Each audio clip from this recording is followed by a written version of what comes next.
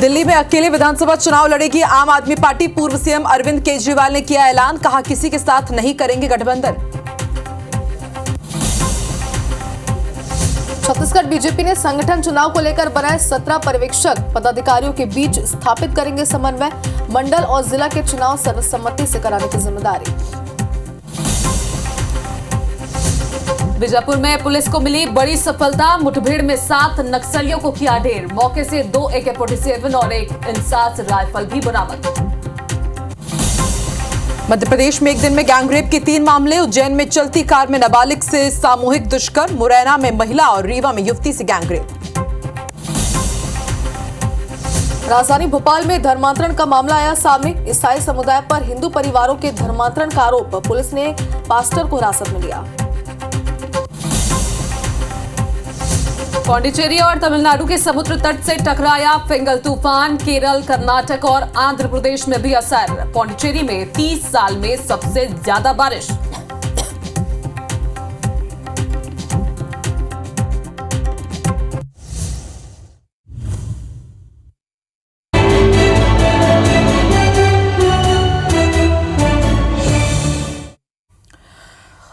नमस्कार, बहुत स्वागत है आप सभी का। आप देख रहे हैं IBC 24 टॉप 5 PM में 5 खबरें। हम आपको 5 बजे की 25 खबरें बताएंगे। पूरा अपडेट आपको मिलेगा। सबसे पहले बात कर लेते हैं फिंगल तूफान की। तो बंगाल की खाड़ी से 25 नवंबर को उठा फिंगल तूफान शनिवार शाम 7:30 बजे पुडुचेरी के कराईकल और तमिलनाडु के महाबलीपुरम के बीच समुद्र तट से टकराया, जिसके कारण लैंडफॉल प्रोसेस रात 11:30 बजे तक चला। इसी दौरान भारी बारिश के साथ 90 किलोमीटर प्रति घंटा की रफ्तार से हवा चल रही है। तूफान का असर केरल, कर्नाटक और आंध्र प्रदेश में भी है। IMD के मुताबिक 30 नवंबर को लैंडफॉल के बाद फिंगल यहीं अटका हुआ है, लेकिन कुछ घंटों में अब धीरे धीरे ये कमजोर होता जाएगा। इसके चलते रविवार को पुडुचेरी, कडलोर, विल्लुपुरम और चेन्नई में भारी बारिश का अनुमान जताया गया है। पुडुचेरी में 24 घंटे के दौरान 48.4 सेंटीमीटर बारिश हुई है। ये 30 साल में एक दिन में सबसे ज्यादा बारिश है।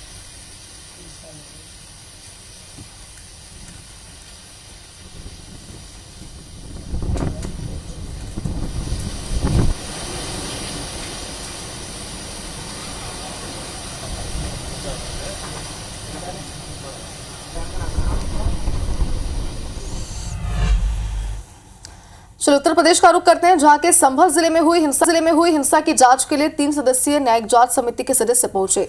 आपको बता दें कि टीम हिंसाग्रस्त इलाके की अगर बात करें तो यहां पर मुआयना करने के लिए पहुंची हुई थी टीम। जिलाधिकारी और पुलिस अधीक्षक के साथ टीम इलाके का दौरा कर रही है।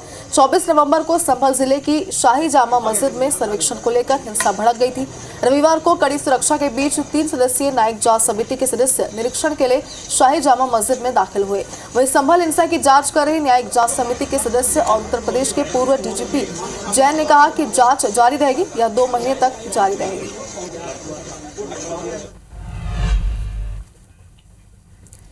इधर दिल्ली में अगले साल फरवरी के महीने में विधानसभा चुनाव होने वाले हैं और इसी के चलते सभी पार्टियों ने तैयारी भी शुरू कर दी है। इसी बीच आम आदमी पार्टी के संयोजक अरविंद केजरीवाल ने विधानसभा चुनाव में गठबंधन को लेकर बड़ा ऐलान कर दिया है। अरविंद केजरीवाल ने प्रेस कॉन्फ्रेंस को संबोधित करते हुए साफ कह दिया है कि दिल्ली में विधानसभा चुनाव में आम आदमी पार्टी किसी भी पार्टी के साथ कोई गठबंधन नहीं करेगी।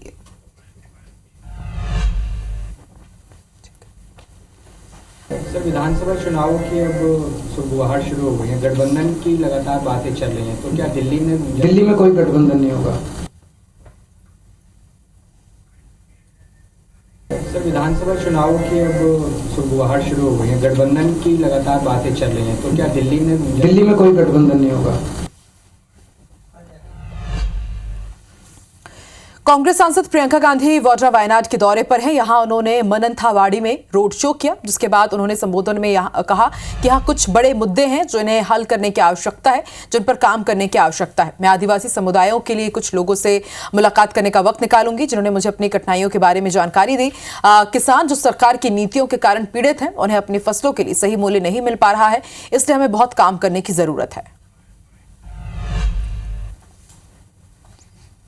There are big issues here that need to be resolved, that need to be worked on. I met some people from tribal communities who told me about the difficulties they have, especially for health services, educational services, farmers who are suffering due to the policies of the government, not getting the right prices for their crops, and also the man-animal conflict due to which their crops are in danger and very often disturbed and eaten or destroyed by animals. और उत्तर प्रदेश सरकार 13 जनवरी 2025 से प्रारंभ हो रहे प्रयागराज महाकुंभ के लिए देश के सभी राज्यों के राज्यपालों और मुख्यमंत्रियों को आमंत्रित करने के लिए अपने मंत्रियों को वहां भेजेगी। मुख्यमंत्री योगी आदित्यनाथ ने मंत्रियों की एक बैठक में यह निर्णय लिया है, जिसके लिए उत्तर प्रदेश के मंत्री सभी राज्यों की यात्रा करेंगे और भाजपा के अलावा विपक्षी पार्टियों के सीएम समेत राज्यपालों को निमंत्रण देंगे। बता दें आपको कि प्रधानमंत्री खुद 13 दिसंबर को प्रयागराज का दौरा करेंगे और तैयारियों का जायजा लेंगे। खबर उज्जैन से। भाजपा राष्ट्रीय अध्यक्ष जेपी नड्डा यहां महाकालेश्वर मंदिर पहुंचे। गर्भगृह में उन्होंने बाबा महाकाल की पूजा अर्चना की। करीब 1 घंटा 10 मिनट तक उन्होंने विशेष पूजन किया और सीएम डॉक्टर मोहन यादव भी इस दौरान मौजूद थे।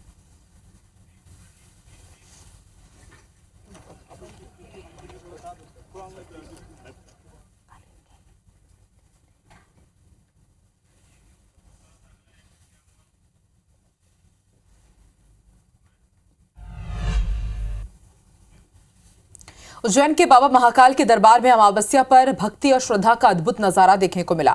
श्री महाकालेश्वर मंदिर में इस विशेष अवसर पर वीआईपी श्रद्धालुओं का जमावड़ा लग गया।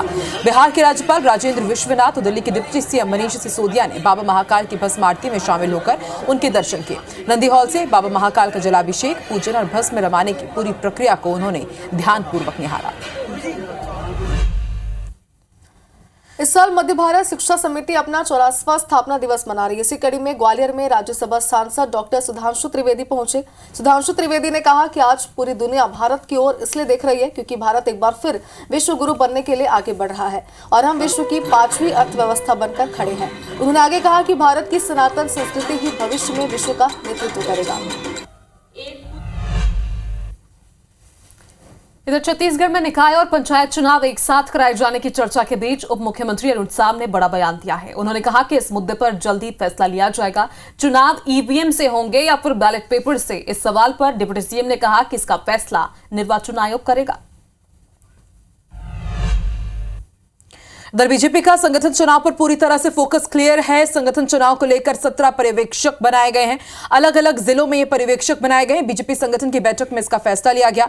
पदाधिकारियों के बीच समन्वय स्थापित करने का काम करेंगे पर्यवेक्षक और पर्यवेक्षकों को मंडल और जिला के चुनाव सर्वसम्मति से कराने की बड़ी जिम्मेदारी भी दी गई है। वहीं राजधानी रायपुर में जल्द ही सीएनजी से घरों में चूल्हे जलेंगे। सरकार ने साल 2025 में पाइपलाइन के जरिए घरों में सीएनजी आपूर्ति का लक्ष्य रखा है और इसके साथ ही सीएनजी स्टेशन के जरिए वाहनों में गैस की सप्लाई भी की जाएगी। अरुण साव ने कहा कि औद्योगिक क्षेत्रों में भी सीएनजी उपलब्ध कराने की योजना है। गेल इंडिया लिमिटेड और हरियाणा गैस एजेंसी के जरिए सीएनजी की सप्लाई की जाएगी। आपको बता दें कि मुंबई टू नागपुर और वहां से झारसुगड़ा गैस पाइपलाइन से रायपुर को जोड़ा जा रहा है। पहले चरण में रायपुर में साल 2025 में 1 लाख घरों में सीएनजी आपूर्ति का लक्ष्य रखा गया है। और इसी बीच इंदौर से बेहद बड़ी खबर आपको बता दें, लॉरेंस गैंग के 3 सदस्य गिरफ्तार किए गए हैं। आरोपियों से 3 पिस्टल और 6 कारतूस भी बरामद की गई है। शराब का ट्रक लूटने के लिए कार से आरोपी घूम रहे थे। बिहार पुलिस ने आरोपियों पर 50,000 रुपए का इनाम घोषित कर रखा है। आरोपियों पर राज्य में कई अपराध दर्ज है। अलग अलग राज्यों में बाईपास पर घूमते हुए लसूड़िया पुलिस ने इन्हें गिरफ्तार किया है। तो रवि हेमराज सिसोदिया हमारे साथ जुड़ चुके हैं। रवि, क्या इनपुट मिला था? लॉरेंस गैंग के 3 गुर्गे गिरफ्तार किए गए हैं, बेहद बड़ी सफलता। देखिए, सबसे बड़ी बात यह है कि इसमें जो मुख्य आरोपी भूपेंद्र रावत है वो 2017 में पंजाब की जो फरीदकोट जेल थी वहां पर बंद था और उस समय पे उसने लॉरेंस बिश्नोई के साथ में जो अपना समय है वो काटा था जेल में। और उसके बाद में उस गैंग से वो जुड़ गया था और उस गैंग के लिए काम करने लगा था। एक जानकारी ये भी निकल के आई है कि लॉरेंस के लिए वह कनाडा और मलेशिया से हथियार मंगवाने का काम करता था। जो भूपेंद्र है वो राजस्थान के अजमेर में एक पेट्रोल पंप व्यापारी से भी 5 करोड़ की फिरौती मांगी थी, लेकिन फिरौती नहीं मिलने पर उसको गोली मार दी थी। और इसी प्रकार के कई घटनाओं में जो है इसका संलिप्तता रही है। बिहार पुलिस ने इसमें 50,000 का इनाम घोषित किया है। तो वहीं पंजाब पुलिस भी इसे अवैध हथियार के मामले में गिरफ्तार कर चुकी है और इस तरीके से कई मामले इसके ऊपर दर्ज हैं। तो फिलहाल पुलिस को बड़ी सफलता मिली है। अब इस मामले में और भी पूछताछ पुलिस कर रही है। जी, शुक्रिया पूरी जानकारी के लिए रवि। जैसे कि हमारे सहयोगी रवि बता रहे थे कि कई अलग अलग मामले इनके खिलाफ अलग अलग राज्यों में दर्ज है, शूट आउट तक के ये आरोपी रहे हैं और अब देखिए बेहद बड़ी सफलता, बाईपास पर ये घूम रहे थे, शराब के ट्रक को निशाना बनाना चाह रहे थे, लेकिन उससे पहले ही लॉरेंस गैंग के 3 सदस्यों को धर दबोचा इंदौर पुलिस ने।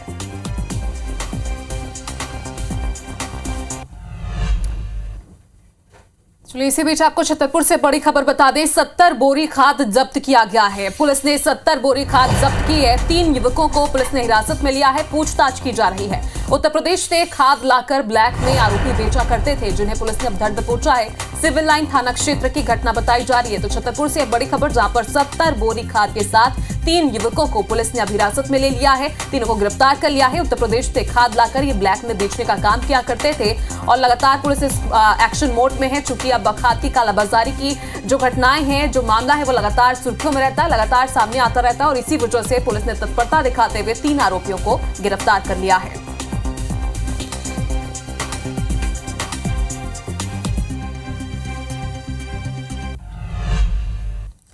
और चलिए अब राजधानी भोपाल का रुख करते हैं, जहां एक बार फिर से धर्मांतरण का मामला सामने है। पूरा मामला भी आपको विस्तार से समझाते हैं। दरअसल ईसाई समुदाय पर धर्मांतरण कराने का आरोप यहां पर लगा है। हिंदू परिवारों के धर्मांतरण का आरोप है।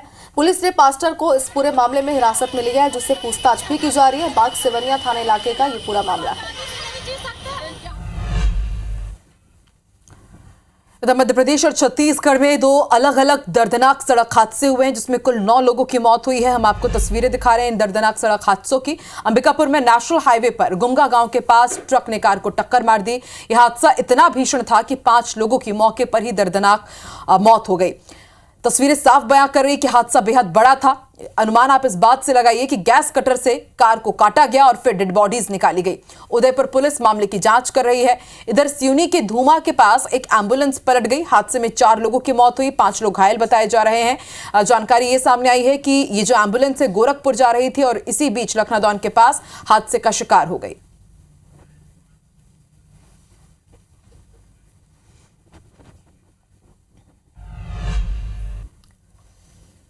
वहीं खरगोन में भी भीषण सड़क हादसा हुआ, जिस पर अब सीएम डॉक्टर मोहन यादव ने दुख जताया है। 4 लोगों की मौत पर सीएम ने दुख जताया है। यात्री बस पलटने से 4 लोगों की मौत हो गई थी। सीएम ने मृतकों के परिजनों को सहायता राशि भी दे दी है। 2-2 लाख की सहायता राशि परिजनों को दी गई है। घायलों के बेहतर इलाज के निर्देश भी सीएम ने दे दिए हैं और घायलों को 5-5 हजार आर्थिक सहायता दी गई है। और मध्य प्रदेश के 3 शहरों में बेकाबू रफ्तार का कहर देखने को मिला है। सबसे पहले बात करते हैं दतिया की, जहां ट्रैक्टर ने बाइक सवार युवक को रौंद दिया, जिसमें उसकी मौत हो गई है। वहीं दमोह की बात करते हैं, जहां ट्रक ने श्रद्धालुओं से भरी पिकअप को टक्कर मार दी और इस हादसे में 10 से ज्यादा श्रद्धालु घायल हो गए। सभी को अस्पताल में भर्ती कराया गया, इलाज जारी है। राजधानी भोपाल के व्यापम चौराहे पर असिस्टेंट लेबर कमिश्नर और टैक्सी की टक्कर हो गई, जिसमें अफसर की गाड़ी में सवार 2 लोग घायल हो गए हैं। तो 3 अलग अलग सड़क हादसों की तस्वीर आपके टीवी स्क्रीन पर है। भीषण हादसे थे, जिसमें कई लोगों ने अपनी जान भी गंवाई है। वहीं कई अस्पताल में अभी भी भर्ती हैं।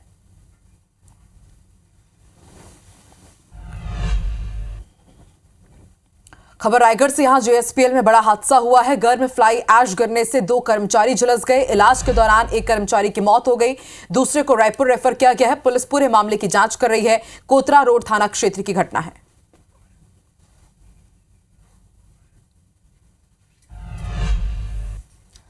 और अब खबर कवर्धा से, जहां अनियंत्रित बाइक गड्ढे में गिर गई। बाइक सवार युवक की मौत हो गई है। शव को बाहर निकाला गया। कुंडा थाना के बघर्रा गांव की पूरी घटना बताई जा रही है। इधर आपको 2 तस्वीरें दिखाते हैं भिंड और शिवपुरी की। मध्य प्रदेश के भिंड और शिवपुरी में 2 गुटों में विवाद हो गया है। भिंड में रंजिश को लेकर 2 गुट आपस में भिड़ गए। 2 गुट ने एक दूसरे पर लाठी और डंडों से हमला कर दिया, जिससे दोनों पक्षों के लोग गंभीर रूप से घायल हैं। फिलहाल घायलों को अस्पताल में भर्ती कर दिया गया है, इलाज जारी है। वहीं शिवपुरी की अगर बात की जाए तो शिवपुरी के भौती थाना इलाके में जमीन को लेकर 2 पक्ष आपस में भिड़ गए। दोनों गुट में जमकर लाठी और डंडे चले, जिससे 4 लोग गंभीर रूप से घायल हैं। इन्हें भी इलाज के लिए अस्पताल में भर्ती किया गया। तो मध्य प्रदेश की ये 2 तस्वीरें भिंड और शिवपुरी से, जहां पर 2 गुटों में आपस में विवाद हुआ। कई लोग घायल हैं, सभी को अस्पताल में भर्ती किया गया है। लेकिन मामूली सा विवाद था, जमीन को लेकर शुरू हुआ एक तरफ और दूसरी तरफ भी जमीन को लेकर ही शुरू हुआ था ये विवाद, जो आगे बढ़ते बढ़ते बड़ा हो गया।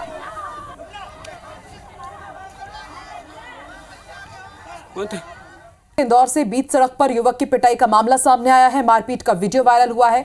युवती को लेकर दोनों में विवाद हुआ। रसूमा चौराहे पर जमकर लात घूसे चले हैं। दोनों युवकों को पुलिस ने हिरासत में लिया। विजयनगर थाना पुलिस मामले की जांच कर रही है।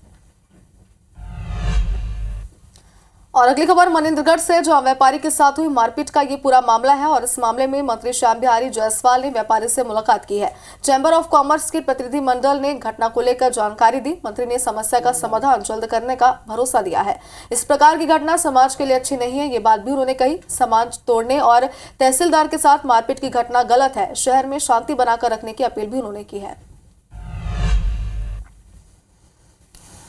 इधर श्योपुर में बिजली बिल की वसूली के लिए गए बिजली कंपनी के कर्मचारियों पर 4 लोगों ने हमला बोल दिया। इन लोगों ने बिजली विभाग के कर्मचारियों और मारपीट से गाली गलौज की है। मारपीट में बिजली कंपनी के महाप्रबंधन राजेश कुमार सक्सेना घायल हो गए हैं, जिन्हें अस्पताल में भर्ती किया गया है। उनका इलाज भी जारी है। बिजली बिल बकाया होने पर कनेक्शन काटने की कार्रवाई करने के बाद बिजली कंपनी की टीम मीटर लेकर वापस लौट रही थी। पीड़ित की शिकायत पर पुलिस ने मामला दर्ज कर जांच शुरू कर दिया। और बात करते हैं मध्य प्रदेश में महापाप की। मध्य प्रदेश के 3 शहरों में दरिंदगी का मामला सामने आया। पहले बात करते हैं उज्जैन की, जहां 3 युवकों ने नाबालिग का अपहरण कर चलती कार में गैंगरेप की वारदात को अंजाम दिया है। आरोपी पीड़िता को आगर रोड पर मेडिकल कॉलेज में छोड़कर फरार हो गए। शिकायत के बाद पुलिस ने एक आरोपी साहिल को अरेस्ट कर लिया, जबकि 2 आरोपी अब भी फरार है, जिनकी तलाश जारी है। वहीं मुरैना की बात करते हैं, जहां पोरसा इलाके में 3 आरोपियों ने एक महिला को घर में अकेली पाकर गैंगरेप कर दिया। महिला के परिजन शादी समारोह में शामिल होने के लिए गए हुए थे। उधर रीवा की बात करते हैं, जहां आरोपी ने पहले युवती को शादी का झांसा दिया और फिर खंडहर में ले जाकर रेप की वारदात को अंजाम दिया। वहीं मध्य प्रदेश के मुरैना और रीवा में बदमाश किस तरह बेखौफ घूम रहे हैं, इसकी तस्वीरें भी हम आपको दिखा रहे हैं। सरेआम लूट जैसी वारदात को अंजाम देने से ये नहीं चूक रहे हैं। पहले बात मुरैना की कर लेते हैं। यहां पर हथियारबंद बदमाशों ने ट्रक चालक और क्लीनर से मारपीट कर दी। 100 लीटर डीजल, 2 बैटरियां, 15,000 लूट की है। और इतना ही नहीं, बेखौफ बदमाशों ने पुलिस पर भी फायरिंग कर दी, जिसके बाद पुलिस ने 5 आरोपियों को मौके से गिरफ्तार कर लिया। उनके पास से हथियार समेत लूट का सामान भी पुलिस ने जब्त किया है। वहीं दूसरी खबर रीवा से है। तस्वीरें भी आप देखिए, जहां ज्वेलरी शॉप में बदमाश ने लूट की कोशिश की, जिसके बाद लोगों ने बदमाश को पकड़ लिया और पिटाई भी की है। खबर मुरैना से है। रेत माफियाओं के बुलंद हौसले की तस्वीर एक बार फिर देखने को मिली है। माफिया ने युवक को गोली मार दी। गोली लगने से युवक घायल हो गया, जिसका इलाज जारी है। बाइक को निकालने के लिए साइड मांगने पर उसे गोली मार दी गई। युवक अपनी मां को लेकर गांव जा रहा था। पुलिस ने 2 लोगों पर मामला दर्ज कर लिया है। सरायचोला थाना इलाके की घटना है। और बीजापुर से खबर है, जहां नक्सलियों ने ग्रामीण की हत्या कर दी। गला दबाकर उसे मौत के घाट उतार दिया। पुलिस मुखबिरी का शक था, जिस दौरान इस वारदात को अंजाम दिया। शव को चीका टिंडोड़ी जुड़ान मार्ग पर फेंक दिया। भैरमगढ़ थाना क्षेत्र की घटना है। तो नक्सल मोर्चे पर सुरक्षा बलों को एक बार फिर से बड़ी सफलता मिली है। छत्तीसगढ़ की सीमा से लगे तेलंगाना के मुलुगु जिले के एतुरंगारम मंडल के चकपाला इलाके में आज सुबह बड़ी मुठभेड़ हुई। मुठभेड़ में यलांतू और नरसमपेट इलाके का नक्सली कमांडर समेत 7 नक्सली ढेर हुए हैं। सुरक्षा बलों ने मौके से भारी मात्रा में हथियार भी बरामद किए हैं। मुठभेड़ में जो नक्सली मारे गए हैं उनमें कुरसम मंकू, एगोलापू मलैया और साथ ही मुसाकी देवल, मुसाकी जमुना, जयसिंह, किशोर और कामेश ये नक्सली शामिल थे। कवर्धा के बोरला में पदस्थ निलंबित लेखापाल नरेंद्र कुमार राउतकर के 2 ठिकानों पर एसीबी की टीम ने दबिश दी है। शहर के आनंद विहार कॉलोनी और लोहारा रोड में स्थित मकान में लगातार उनके परिवार वालों से एसीबी की 10 सदस्यों की टीम अलग अलग टुकड़ों में पूछताछ कर रही है। रुख करेंगे सूरजपुर का, जहां जीएसटी टीम ने दबिश दी। बंसल ट्रेडर्स में जीएसटी की टीम ने कार्रवाई की है। टैक्स चोरी की आशंका जताई जा रही थी। इसी दौरान कार्रवाई करने के लिए टीम पहुंची। रायगढ़ की 15 सदस्यीय टीम यहां जांच कर रही है। इधर दंतेवाड़ा में पुलिस कस्टडी से कैदी फरार हो गया। जिला अस्पताल से कैदी फरार हुआ है। बाथरूम की खिड़की तोड़कर वह फरार हो गया। एसपी आरके वर्मा ने इसकी पुष्टि की है। इधर अंबिकापुर में गर्भवती महिला को कावड़ में ले जाने का वीडियो वायरल हुआ है। प्रसव पीड़ा होने पर एम्बुलेंस तक कावड़ में ले जाया गया। गांव में सड़क नहीं और इस कारण एम्बुलेंस नहीं पहुंच पाई। लखनपुर विकासखंड के ग्राम तिरकेला का यह मामला है।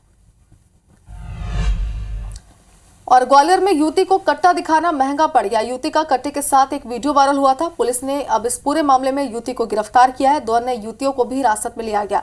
पड़ाव थाना पुलिस ने कार्रवाई की है।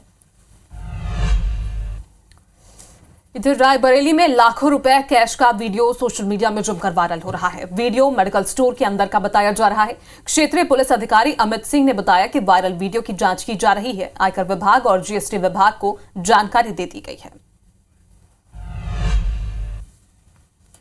उधर मुरैना में शराब के नशे में दोस्त ने दोस्त की हत्या कर दी। युवक की गला दबाकर हत्या कर दी गई। आप सीसीटीवी फुटेज में देख सकते हैं किस तरह से गमछे से गले को यहां पर दबाया जा रहा है और उसके बाद देखते ही देखते दोस्त दम तोड़ देता है। पुलिस पूरे मामले की जांच कर रही है। अंबा थाना इलाके की घटना है।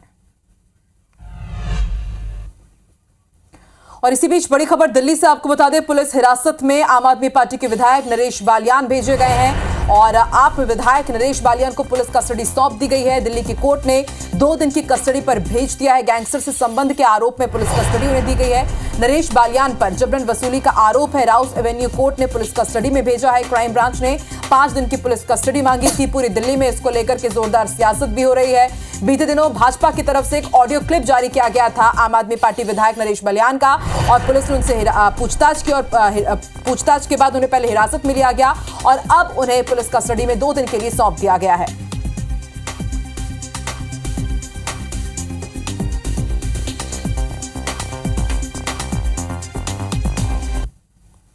अब मित्रा की खबर का रुख करेंगे, जहां पैरावट में भीषण आग लग गई। कई एकड़ की पैरा जलकर पूरी तरह से खाक हो गई। दमकल की टीम मौके पर नहीं पहुंची। ग्रामीणों ने किसी तरह से आग पर काबू पाया और नवागढ़ थाना के मुर्ता गांव की घटना बताई जा रही है। और नर्मदापुरा में मकान में भीषण आग लग गई। शादी में गए थे घर के सभी लोग, जिस दौरान यह हादसा हुआ। आग लगने का कारण अज्ञात है। फायर ब्रिगेड की टीम ने आग पर काबू पा लिया है। इधर सीधी के CWSN छात्रावास में 14 छात्र फूड पॉइजनिंग के शिकार हो गए। सभी दिव्यांग छात्रों को अचानक उल्टी दस्त की शिकायत हुई। फिर आनन फानन में उन्हें जिला अस्पताल में भर्ती कराया गया। ये सभी बच्चे ब्लॉक स्तरीय खेल प्रतियोगिता में शामिल होने के लिए गए थे। लंच का पैकेट इन्होंने खाया और उसके बाद इन बच्चों की तबियत खराब हो गई। अस्पताल में प्रशासनिक अधिकारी भी मौजूद हैं। तो आधुनिक समय में दिनों दिन बढ़ रहे साइबर अपराधों की घटनाओं पर अंकुश लगाने के लिए और वर्तमान समय में आने वाली साइबर चुनौतियों से निपटने के लिए भोपाल के सभी 37 थानों में साइबर हेल्प डेस्क का शुभारंभ किया गया है। पीड़ित अब 5 लाख रुपए तक की धोखाधड़ी या फिर ठगी की शिकायत संबंधित थानों में कर सकेंगे। शिकायत तुरंत होने से पीड़ित का पैसा भी साइबर पुलिस तुरंत कार्रवाई कर होल्ड करा सकेगी और पीड़ित को रिफंड होने की संभावना भी इस दौरान बढ़ जाएगी। बीते दिनों में निरीक्षक से लेकर आरक्षक स्तर के लगभग 400 अधिकारी और कर्मचारी को NCCRP, JMIS और CEIR पोर्टल की ट्रेनिंग दी गई है। ट्रेनिंग में साइबर अपराध के रोकथाम, टेक्निकल एनालिसिस और पब्लिक अवेयरनेस, इन्वेस्टिगेशन और इससे भी बहुत कुछ संबंधित चीजें विस्तृत प्रशिक्षण दिया गया है।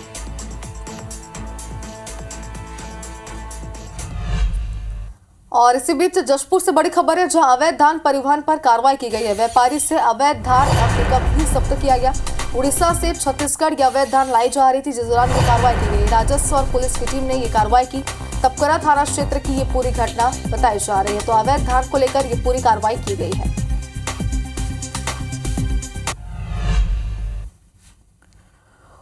और टॉप 5 PM में फिलहाल इतना ही। देश और दुनिया की तमाम बड़ी खबरें IBC 24 पर लगातार जारी है। आगे हमारे साथ बने रहिए। देखिए एम्बुलेंस का रियलिटी चेक किया है IBC 24 की स्पेशल रिपोर्ट में। हम तीनों को दीजिए इजाजत।